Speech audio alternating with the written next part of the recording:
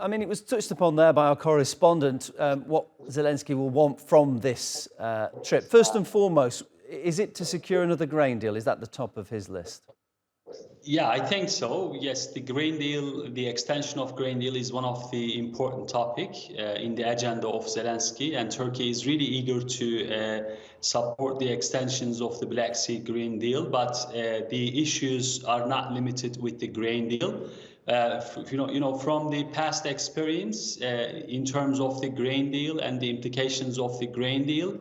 So there have been different problems, especially because of the Russians' perspectives about grain deal. Now the grain deal will expire on July 17, and Turkey is ready to maintain the grain deal. Ukraine is ready, but Russia, I think, will not support the extensions of grain deal. But probably President Erdoğan will have an important conversation with President Putin to, extensions of grain deal, and probably they will, solve the extension problem. So when it comes to the other important files, I think Ukraine NATO membership is really important.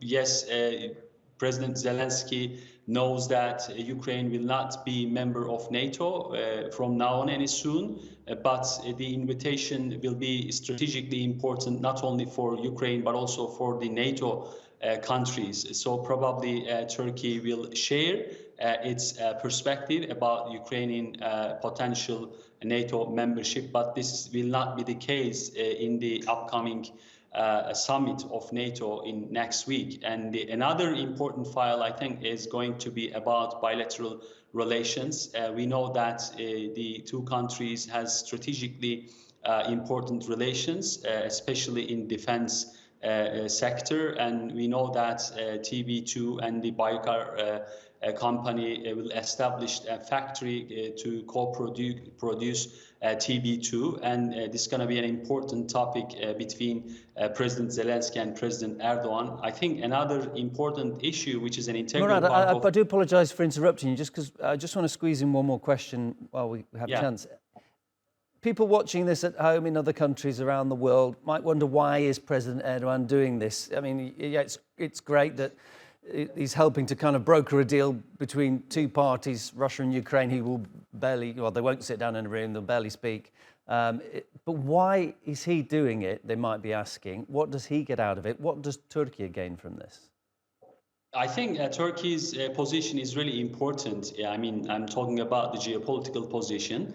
And Turkish policies vis-a-vis the Ukraine crisis is different compared to the other countries, and Turkey's balancing act policy, has did great job in terms of de-escalating some sort of, the nuclear crisis, prisons exchange, and grain deal. These are the most important, issues in which Turkey has played a crucial role. So in order to maintain all these important deal between Ukraine and Russia, Turkey has still leverage, not only in terms of the bilateral relations between Turkey and Ukraine, but also in terms of the relationship between President Erdoğan and President Putin. So this is the reason, and Turkey is still the honest broker when it compared to the other countries' engagement into the war. So this is the reason why Turkey is trying to also convince Ukraine and Russia to stop this war as soon as possible and to start negotiation process. Professor, really appreciate your time. My guest this hour is Murat Yesiltas, Professor of Social Sciences at Ankara University.